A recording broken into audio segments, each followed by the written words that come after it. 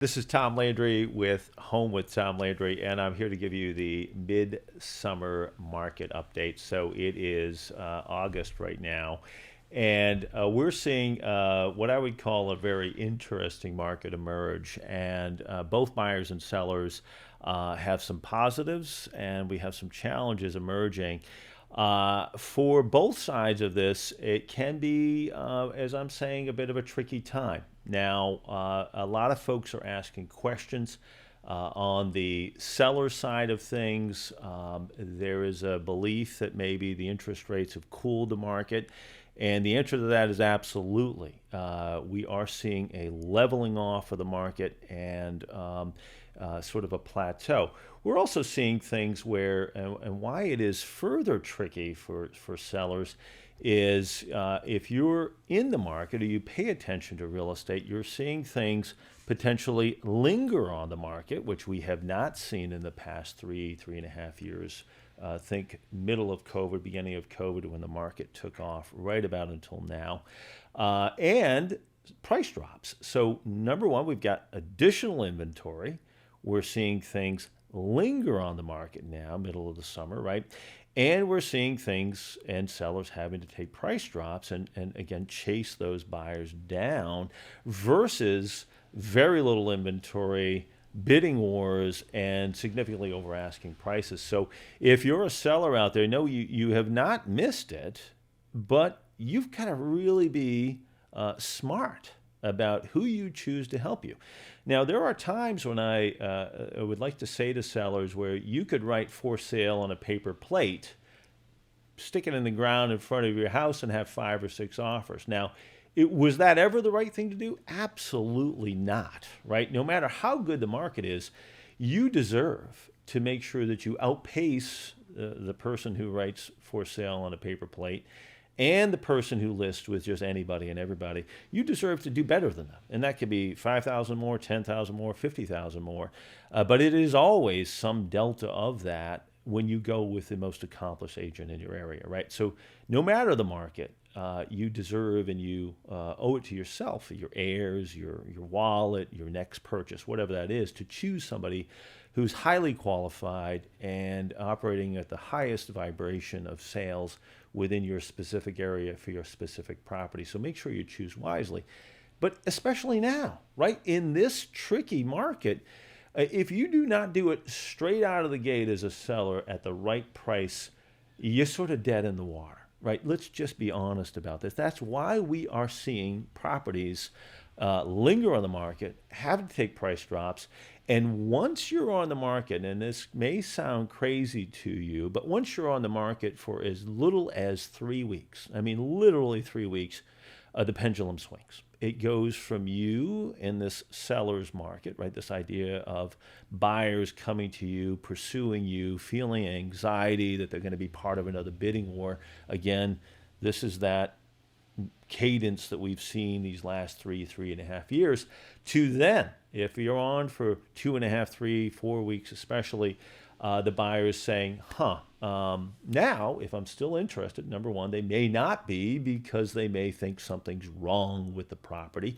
What I like to say with real estate is buyers want to buy what other buyers want to buy, right? It's psychology. We want to buy things that other people are buying. As soon as the tarnish is on there, and other people are not buying it, it may be nothing to do with the house, but if other people don't want to buy something, the buyer pool out there may be asking themselves questions. The fact that, hey, if somebody else doesn't want to buy it, what am I missing? What are they seeing in this property that could be a negative that maybe I'm missing? So why is it lingering on the market?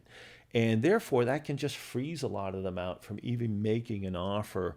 So listing appropriately out of the gate. And typically, folks, that means listing a little bit under the market. Now, big picture, you sellers, right? So let's not get caught up in this the market is down scenario, because it's not. It's not down. It's just not you're going to be adding 10 or 20% on what your neighbor got a month ago, 2 months ago, 6 months ago, right? You may be on par with that person.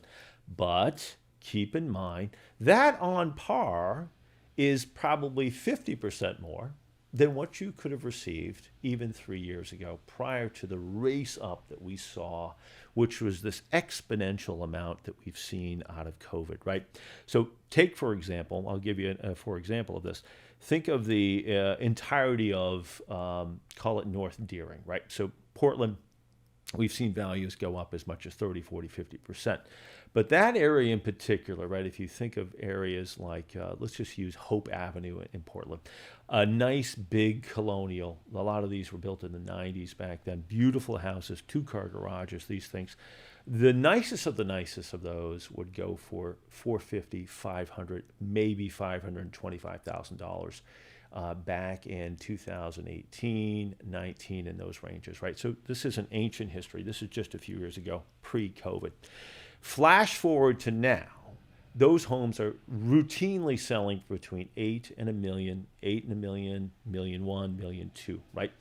So just because you're going to wind up at 900 or 850 or a million and not maybe a million one, a million two, does not mean it's still not a grand slam home run. It absolutely is, and it's 50% more than what that property would have traded for just a few years ago.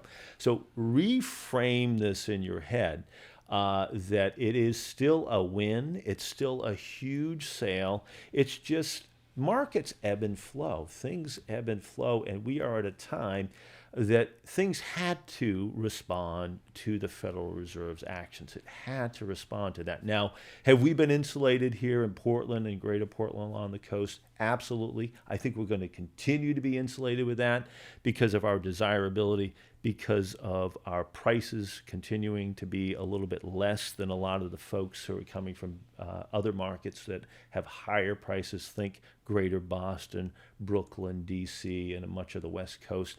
All of those things factor into it. Work from home, right, is a huge factor, which we benefit from because of our lifestyle here.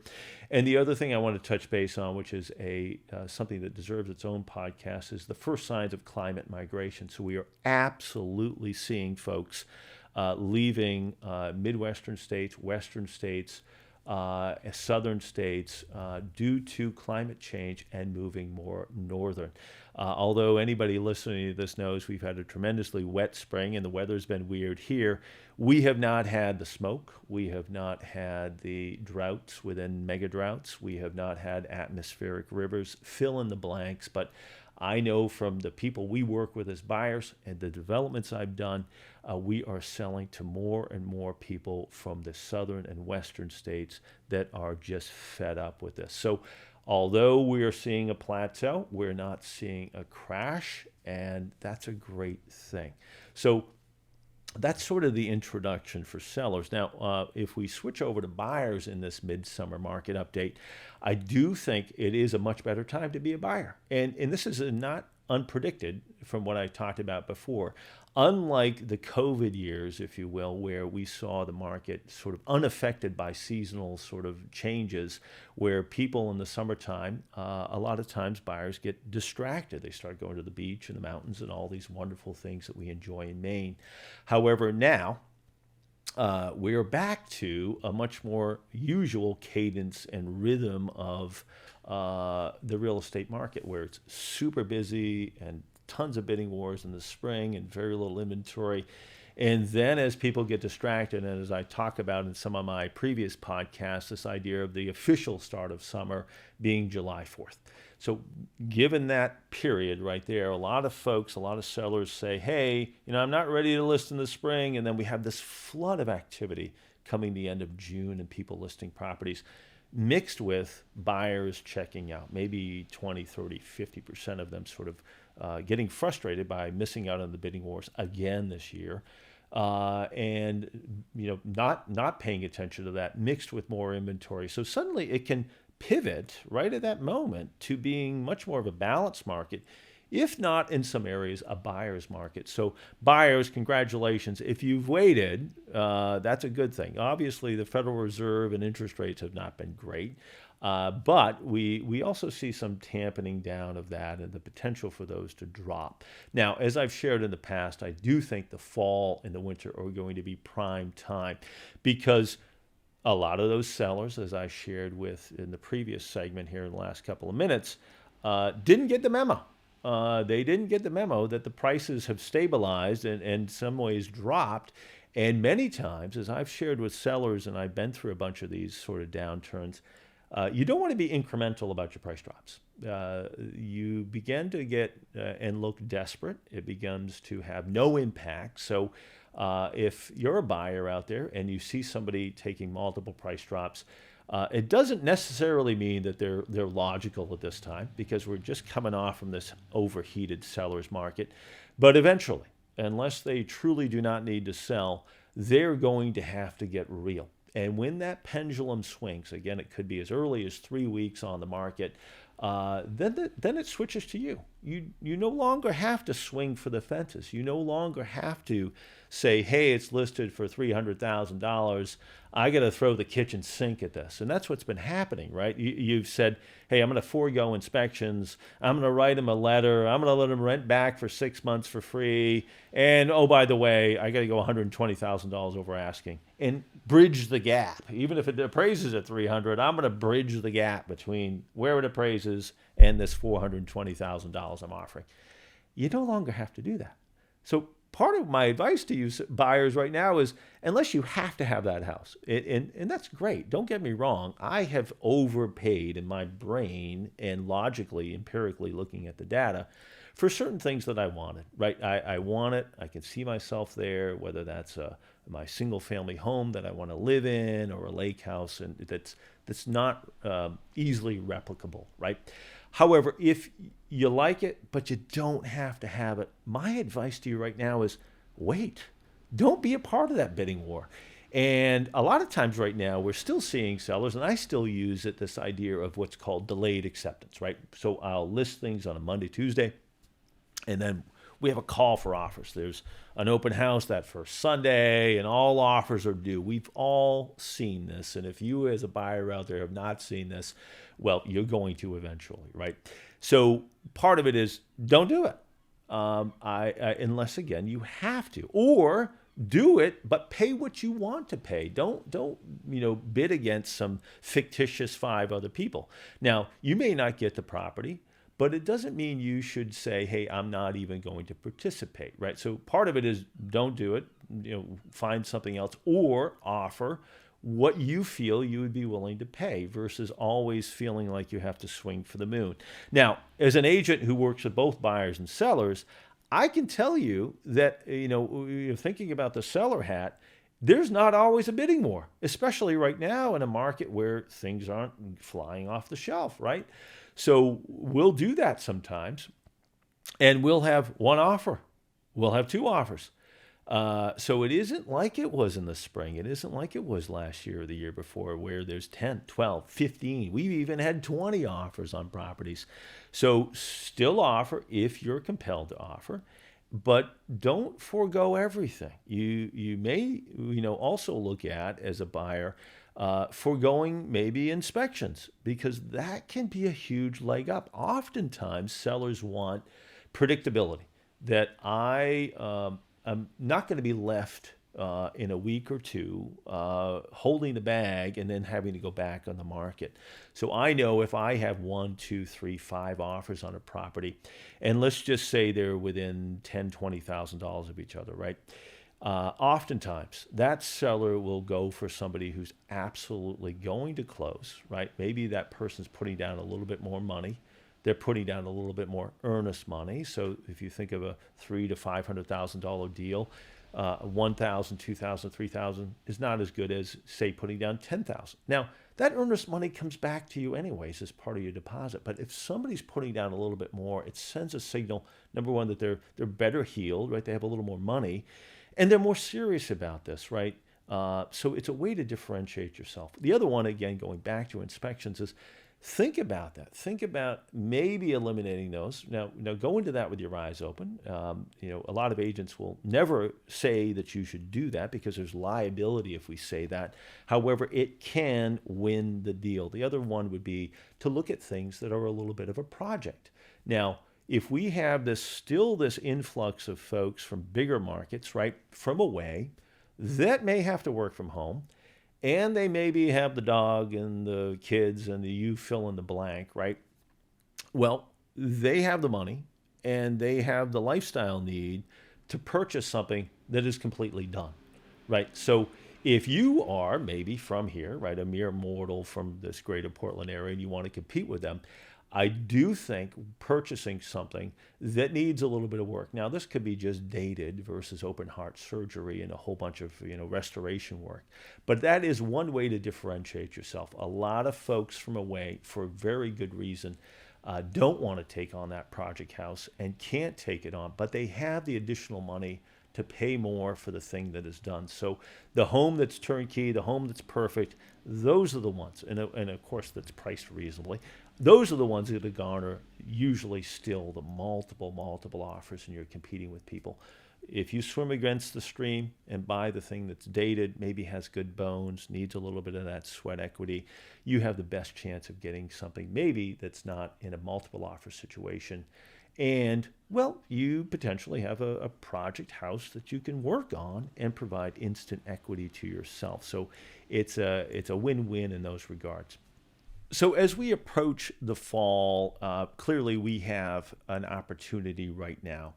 I'm not saying that you should wait to list. However, you should always balance that, right?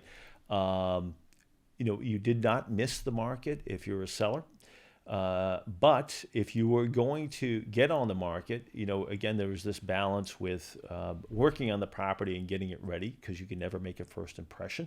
So I'm always reluctant to have sellers rush to market because they're thinking, hey, it's going to be September, it's going to be October. I've potentially missed the selling season, and we don't know what's going to happen economically, right? So reach out. Obviously, we can help you with this. We can balance and even provide you with names of folks that can help you move your property from the way that we all live to something that's photo ready. But the sooner you do that, the better, obviously. So it's August now. Let's connect. Let's meet. We can help you prioritize what should happen. And sometimes that's very, very little. Sometimes that's more. But we have a team of folks that, again, can help you move your property from where it is now to something that's, again, photo ready, list ready. When it comes to should I wait to next spring, should I sell this fall, right now we're in this sort of summer sort of slowdown, and it really is July, August. And right up until really the beginning of September, right after the Labor Day weekend, we do see a nice bump. So if you want to reach out now and start planning for that, we've had several people do this. We can start working on your property, and if we list in the middle to the end of September, we have then really 2 then good months. Even if we list at the end of September, 2 wonderful months of weather here in Maine, right? And selling season. There's also something about the energy at the end of the year. A lot of people like to get things in order, and that's sometimes they're getting their house in order, right? I want to be in that new house. So don't rush, but don't artificially wait. So I'm not saying, again, get it on the market without taking care of these things, but also reach out at the same time. Obviously, again, we don't know what next spring holds. I don't think it's going to be a lot different than it is now, if I can read the tea leaves, which is always a problem. But you also don't have to wait and say, hey, my goodness, it's not great this time of year for sellers, because it absolutely is. And I'll give you a couple of different examples. I just sold a property in Portland. We looked at the comps. The comps said we're somewhere between 440 and maybe 450, 60. We listed just below those at 449. You try to be below that $50,000 price point. We did do the delayed acceptance. We went 7 days, list on a Tuesday, collect offers on Tuesday, had a big open house. And at the end of that period, we had a bidding war, right? So this was just closed last week. And we went from 449 to 485, an offer with no inspections, very easy closing, all of these type of things. So that was a very quick turnaround on that. We also had another property in Westbrook we're under contract on now. Same scenario, right? Worked with them over the course of 3 weeks. These are past clients of mine. Listed a little bit under the market. We went $50,000 over asking. So It's still really, really good, but the first thing you have to do is choose the right person to help you. Getting back to that writing on the paper plate, guys, this is an amateur hour here. It's a tricky market, and hopefully you're dealing with somebody who has 15, 20 years of experience that has maybe come through the last time we saw a crash, right?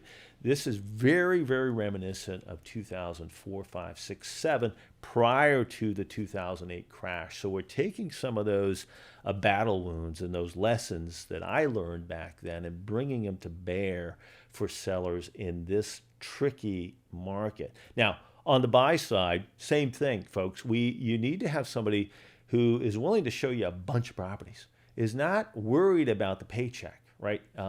And that's who I surround myself with on my team. We put your needs first. Now, I just had a past client of mine refer me to his brother who's moving up here from Miami.